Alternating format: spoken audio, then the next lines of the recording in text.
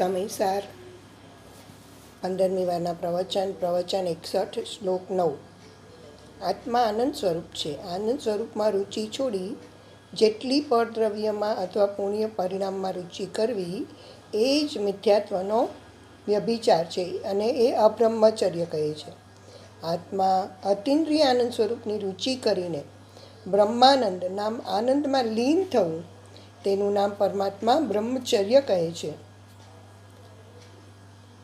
પોતાના આનંદ સ્વરૂપ ભગવાન આત્માની રુચિ દ્રષ્ટિ વિના પરને છોડો, પર નુકસાન કરે છે, એ તો પર ઉપર દ્વેષ થયો. આનંદ સ્વરૂપના પ્રેમમાં રાગ છૂટી જાય, એનું નામ ભગવાન યથાર્થ સહજ બ્રહ્મચર્ય કહે છે. અંતરમાં આનંદ જ્ઞાયક સ્વરૂપ ઉપર દ્રષ્ટિ અને નિર્વિકલ્પ અનુભવ કરીએ છીએ ત્યારે હું અનુભવ કરનારો અને અનુભવ એવો દ્વૈત જ ભાસતો નથી.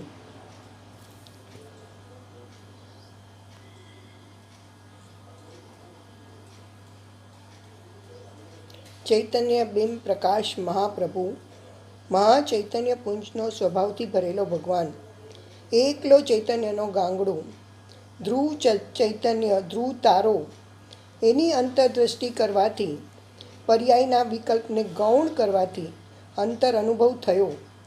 સાક્ષાત આત્માના આનંદનું પ્રત્યક્ષ વેદન થયું, એનું નામ અનુભવ કહેવામાં આવે છે. ને એ અનુભવ થયો એમાં પ્રતીત થઈ કે આ આત્મા, એનું નામ સમ્યક દર્શન છે. એવી પ્રતીતિ થાય છે કે આ આત્મા આનંદ છે અને પરિપૂર્ણ છે એવું ભાન થઈ ગયું. તેનું સ્મરણ લક્ષ્ય કાયમ રહે છે. આ કાયમ રહે છે ને વસ્તુ ક્યાં ચાલી જાય છે? ઉપયોગ ભલે રાગમાં અશુભમાં બહાર આવી ગયો, અંતરમાં આનંદનો જે સ્વાદ આવ્યો હતો એ દ્રષ્ટિ કાયમ રહે છે.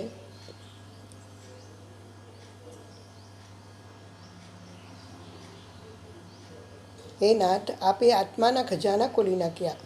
કોણ એવો પ્રાણી છે કે જગતના ખજાના ધૂળને છોડીને આત્માના આનંદનો ખજાનો કે ન અનુભવે? તારી પાસે મોટા ખજાના પડ્યા છે, ખૂટે નહીં. કેવળ જ્ઞાન કાઢીને અનંત આનંદ, અનંત ચતુષ્ટય છે. અનંત જ્ઞાન, અનંત દર્શન, અનંત વિદ્યા, અનંત આનંદ એ એક સમયનો છે. બીજો કાળ, ત્રીજો કાળ, સાદી અનંતકાળ કાઢ તો પણ અંદરમાં ખજાનો ખૂટતો નથી. પણ ખબર નહીં અને બહારની મહિમા આવે છે અને અંતરની મહિમા આવતી નથી. હું વેદનાર ને હું વેદાવા યોગ્ય, અનુભવ કરનારો હું ને અનુભવ પણ હું. અહીંયા અભેદને આનંદનો અનુભવ કહે છે. ભગવાન આત્માની દ્રષ્ટિ અનુભવ કરવાથી વિકલ્પ માત્રનો ક્ષયકરણશીલ આત્મા છે. રાગ માત્રનો, ભેદ માત્રનો નાશકરણશીલ સ્વભાવ છે. નાશકરણશીલ એનો નાશ કરવો એવો આત્માનો સ્વભાવ છે. રાગને રાખવો એવો એનો સ્વભાવ નથી. ભગવાન દેવગુરુ શાસ્ત્રની પણ તને શ્રદ્ધા નથી અને આત્માની શુદ્ધ શ્રદ્ધા કર્યા વિના તારી ક્રિયા છાર ઉપર લીપણું છે.